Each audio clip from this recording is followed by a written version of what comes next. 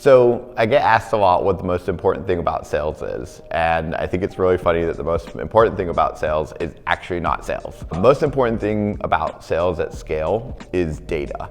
And a lot of people really don't understand what this means, and if you're actually on the phones or if you're actually a salesperson, you probably do understand what this means. If you want high velocity sales, if you want to optimize your time around customer conversations, you need to spend less time doing research and trying to create a list of your most likely customers, ICP, right?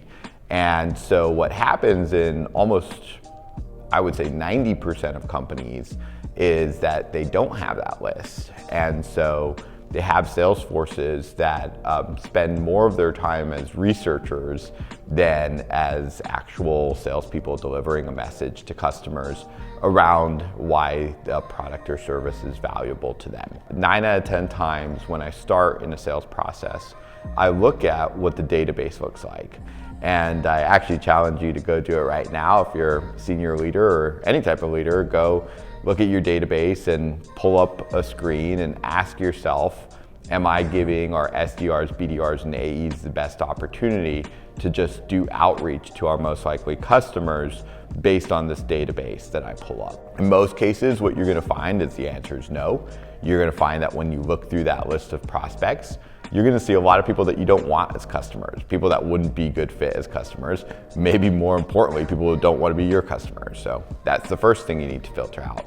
The second thing that you'll usually figure out is the form of communication in those databases are not the most likely way that you're gonna connect with your customers. I laugh a lot, ground phones in Manhattan tend to be 212 numbers. And then every time you sort a list of prospects in New York City, you see a 212 number. Guess what, guys? Most people in New York City are not picking up a 212 landline from 1994. It's just not gonna happen. On the other hand, the way that people do communicate a lot is via LinkedIn, as an example. And so go to that same database and see how many of your prospects have a LinkedIn handle on the contact record. And in most cases, it's probably 10 to 15%. Whereas realistically, that's where you're gonna get value from, is reaching out via LinkedIn and contacting your prospect that way. And then second to that is email. So looking at the data and really understanding whether or not you're ready to start outreaching your prospects is the first step.